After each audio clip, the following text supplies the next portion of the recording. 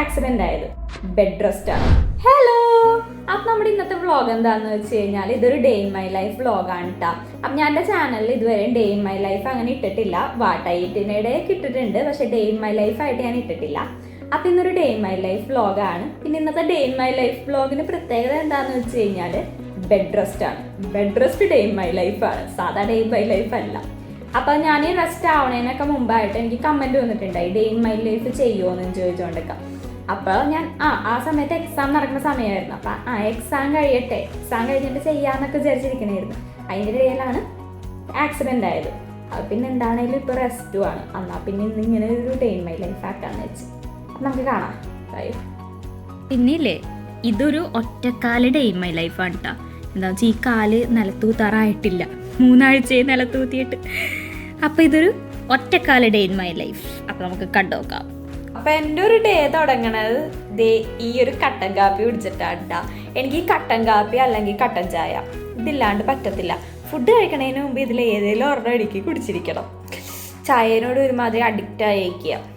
അപ്പം അച്ഛൻ കൊണ്ടുവന്ന് കട്ടൻ കാപ്പി തിളപ്പിച്ച് കൊണ്ടുവന്നിട്ടുണ്ട്. അപ്പം കുടിക്കട്ടെ.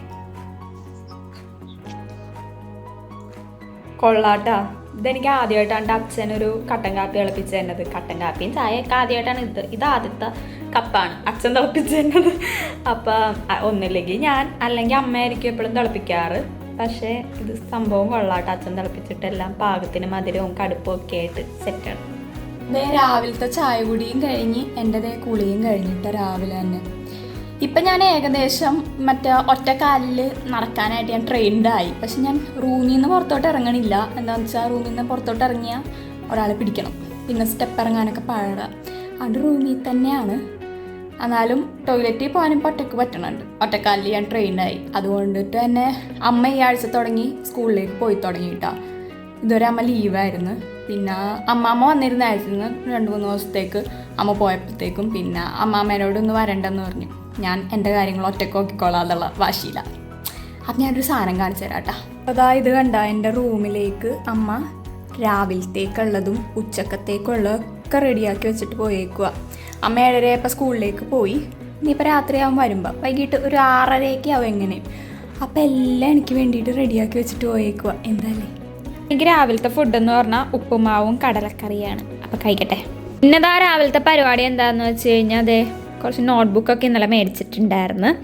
കോളേജിൽ ഇപ്പോൾ 2 ആഴ്ചയായിട്ട് ക്ലാസ് തുടങ്ങിയിട്ടുണ്ട്. അപ്പോൾ അതിൻ്റെ നോട്ട്സൊക്കെ എഴുതാനുണ്ട്. അപ്പോൾ അത് എഴുതാൻ തുടങ്ങാം. അങ്ങനെ നമ്മളിതേ ഒറ്റയടിക്ക് ഇരുന്ന് നോട്ട് എഴുതൽ പരിപാടി അങ്ങനെ കഴിഞ്ഞിട്ടാ. 3 നോട്ട് എഴുതാനുണ്ടായി. 3 എഴുതിക്കഴിഞ്ഞ് ഇനിയിപ്പോൾ ഇത് അടച്ച് വെക്കുക, ഫുഡ് കഴിക്കുക.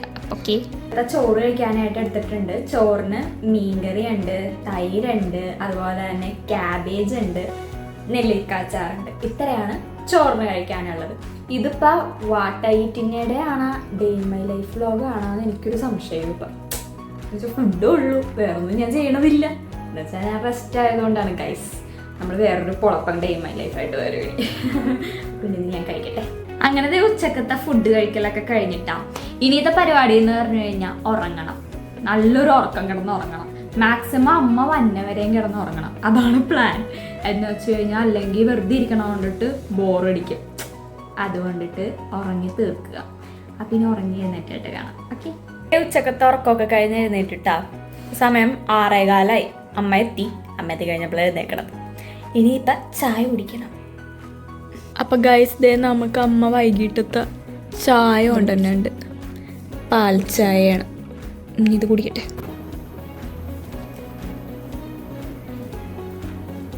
അപ്പം ഞാൻ വൈകിട്ട് അപ്പം എനിക്ക് കുറച്ച് ജ്വല്ലറി പാക്കിങ് ഉണ്ടായിട്ടാ. അപ്പം ഞാൻ അതിനുള്ളതൊക്കെ സെലക്ട് ചെയ്തുകൊണ്ടിരിക്കുക. പാക്ക് ചെയ്യാനുള്ളത് നോക്കി സെലക്ഷനിലാണ് ചെയ്തുകൊണ്ടിരിക്കുക. അമ്മതേ ബാക്കിലിരുന്ന് കൂർക്ക അരിഞ്ഞുകൊണ്ടിരിക്കുക. ഇതാണ് നമ്മുടെ വൈകിട്ടത്തെ പരിപാടി. ചെയ്യട്ടെ.